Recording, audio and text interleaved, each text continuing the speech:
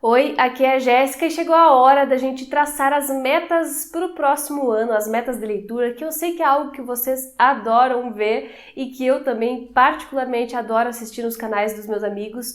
Então, se preparem porque vem aí 12 livros para 2022.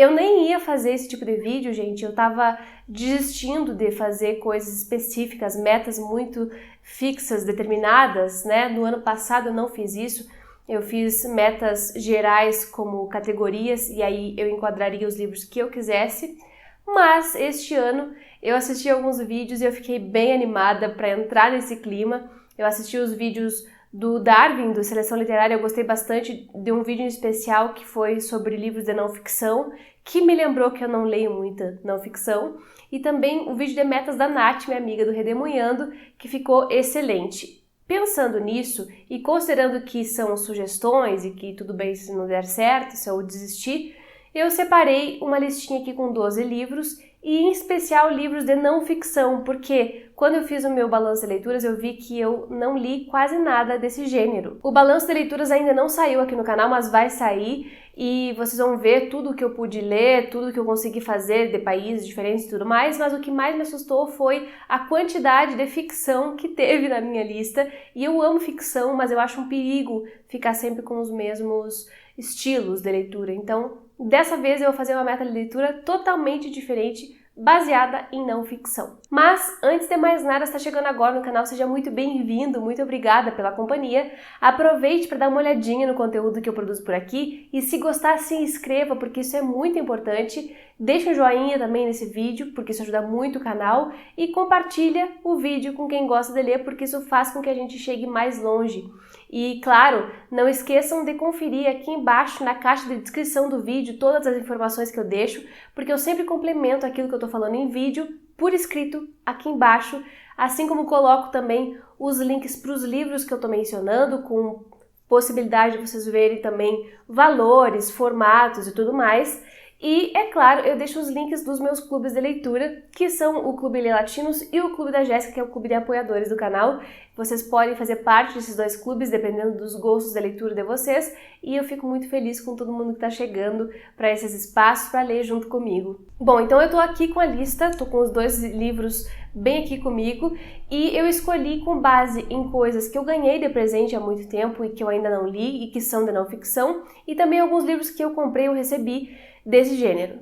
Tentei variar também a origem, né, desses autores para que a gente possa ter uma certa variedade dessas leituras e, claro, tentei pensar também em livros que estão aqui há bastante tempo e que eu quero ler. Eles não vão ter meses específicos, vai ser conforme vier à vontade. O primeiro que está aqui é um que veio lá de 2020, eu já estava com vontade de ler esse livro no ano passado, em 2021, mas ainda não peguei para ler, mas quero porque é um livro para estudo, que é o Comunicação Não Violenta, Técnicas para Aprimorar Relacionamentos Pessoais e Profissionais, do Marshall Rosenberg. Esse é um livro que se classifica como autoajuda, como desenvolvimento pessoal, algo assim, mas que eu acho fundamental porque é o principal dessa área de conhecimento, que é a da comunicação não violenta, também chamada de CNV.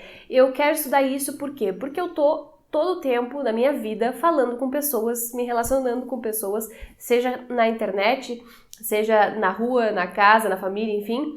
E eu acho importante que a gente tenha uma comunicação legal, né? Que a gente aprenda a se comunicar de forma clara e efetiva e que não ofenda, que não sobrecarregue o outro com quem a gente está se comunicando, né? Que tenha uma fala mais tranquila e muito honesta. Isso para mim é muito importante. Então eu quero ler esse livro como um estudo e eu quero também trazer esse conteúdo para cá pro canal, assim que eu ler. Eu não sei como é que vai ser essa leitura, se eu vou ler tipo um manual aos pouquinhos ou se eu vou ler tudo de uma vez só, mas é claro que eu vou comentando tudo isso com vocês lá pelo Instagram, que é onde eu dou as notícias mais imediatamente, né? Então me acompanhem por lá também, que assim vocês ficam por dentro. Primeira leitura de não ficção aqui programada para esse ano. Outro livro de não ficção, esse tá há anos na minha estante, eu preciso resolver isso. é da Eliane Brum, A Vida que Ninguém Vê. É um livro de reportagens em que ela vai retratar pessoas que não ficam à superfície, né? A gente não olha muito para essas pessoas, mas elas são importantes, elas fazem parte da nossa sociedade, e a Eliane traz diversos relatos aqui, se eu não me engano, no formato de textos de jornal. Então eu ainda não toquei nesse livro, eu quero há muito tempo ler, e esse ano eu preciso fazer isso, porque, né, vem lá desde 2020 carregando esse livro nos desejos de leitura. E a Eliane Brum é uma escritora que eu gosto demais. Ela tem um olhar muito cuidadoso e muito atento, e uma voz muito forte para falar sobre o Brasil, sobre a nossa diversidade, sobre tudo que nos constitui como sociedade, e a gente precisa falar sobre isso, sobre essas vidas que ficam ocultas. Então vamos tirar isso, né, do obscurantismo e vamos trazer à tona para que a gente possa cada vez mais incluir todas as pessoas, né, na nossa sociedade. Outro livro que está aqui, que vai na mesma pegada desse da Eliane Brum, que eu acabei de mostrar, é um que eu ganhei de presente da minha querida amiga Amanda Azevedo, do canal Lendo e Comentando.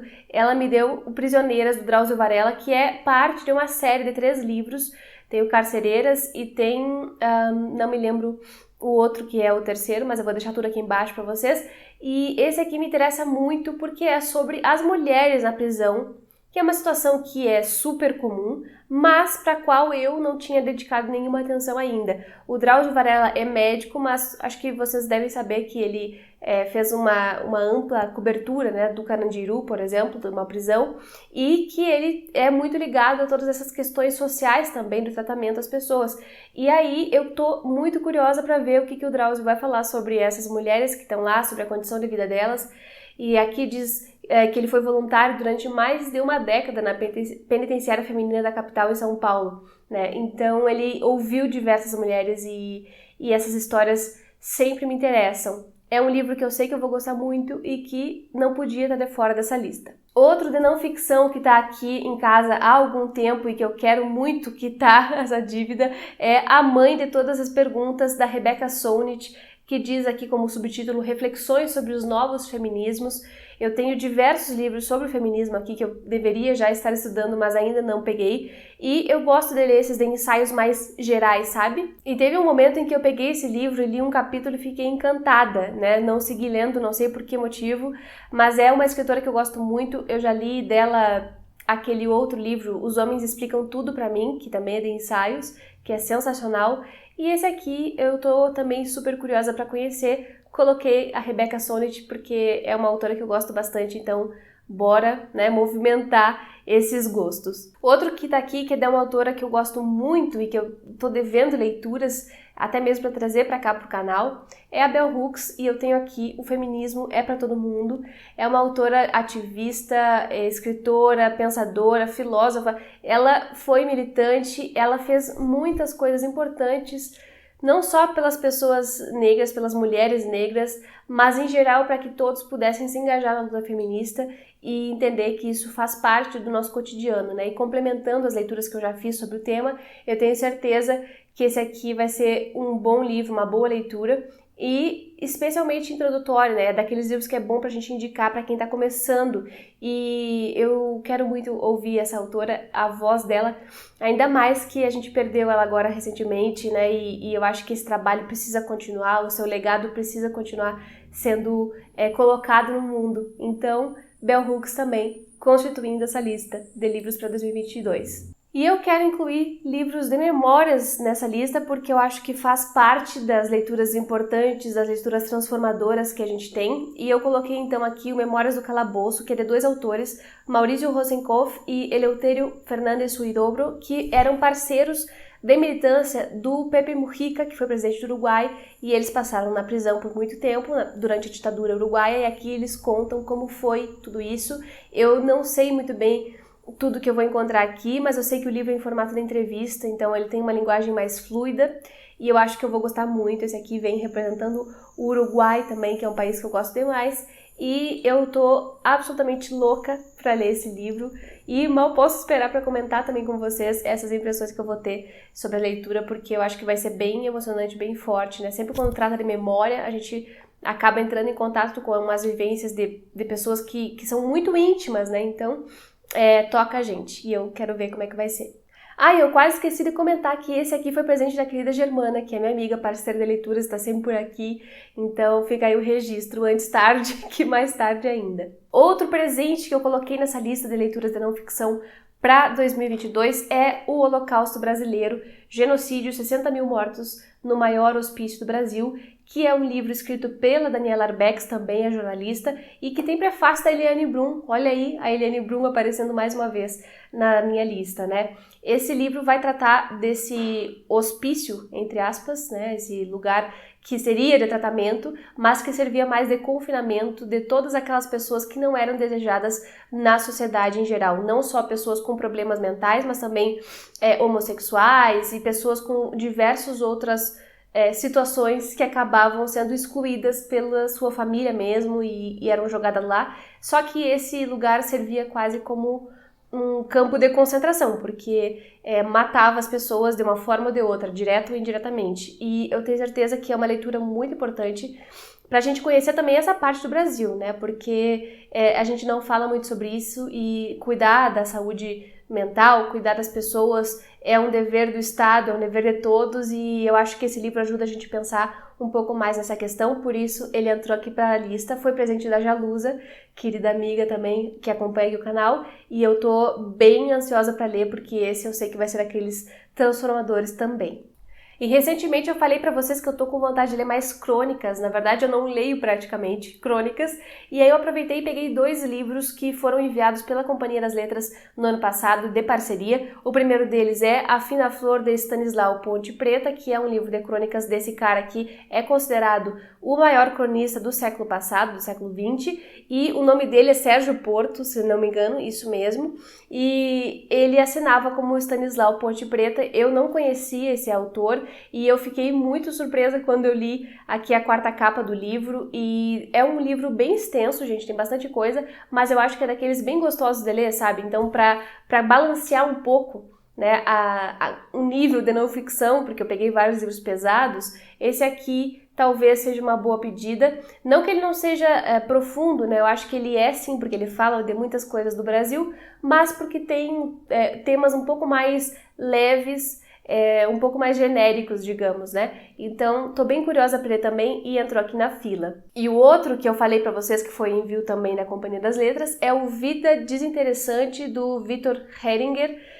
Fragmentos de Memórias é um livro que vai misturar vários gêneros. Ele não é necessariamente crônica, ele mistura ensaio, anotação, memória, ficção, filosofia, para tratar de temas que lhe interessavam bastante, sobre a vida, sobre a experiência de estar no mundo. E esse é um autor que me chama a atenção porque ele tem alguns romances e a obra dele foi bem curta, porque ele infelizmente faleceu muito cedo, ele tirou a própria vida. Então é algo que me gera curiosidade, né, de ver quais eram as inquietações desse autor, desse escritor, desse jovem que já não está mais no mundo com a gente, mas que deixou muitas ideias interessantes e que eu tenho certeza que vão valer a pena de ser conhecidas. E além desse, eu quero ler outros livros dele, os romances também, porém, o que está aqui na mão por enquanto é o Vida Desinteressante, e a gente vai conferir também. Por fim, gente, e de modo algum menos importante, eu deixei 3 livros que são de uma mesma coleção de uma editora independente que eu adoro e que tá fazendo uma coleçãozinha linda de ensaios. Tô falando da editora Relicário, que tem lançado esses livrinhos aqui, ó, coisa mais linda do mundo, com edições caprichadíssimas e que são de diversas autoras de pontos diferentes do mundo. Tem autoras latino-americanas e eu tô absolutamente curiosa com esses livrinhos. Vou mostrar cada um deles aqui para vocês. O primeiro é O Mundo Desdobrável, esse da Carola Saavedra, que é uma escritora brasileira. Esse aqui eu ganhei de presente da Cíntia, querida. E eu fiquei muito louca para ler, porque a Carola Saavedra já é uma das minhas autoras favoritas da ficção. E eu imagino que ela fazendo ensaio também vai ser incrivelmente uma baita história, né? E aí aqui ela vai falar sobre a escrita, sobre a literatura e sobre várias outras questões. Que horizontes a literatura é capaz de alcançar, né? Então, eu sei que vai ser um tema bem caro para mim. E tá aqui também, não poderia faltar nessa lista. Assim como não poderia faltar o Tornar-se Palestina, da Lina Meruane, que é uma das minhas escritoras preferidas, só por causa de um romance dela que eu li, que é O Sangue no Olho, que eu adoro.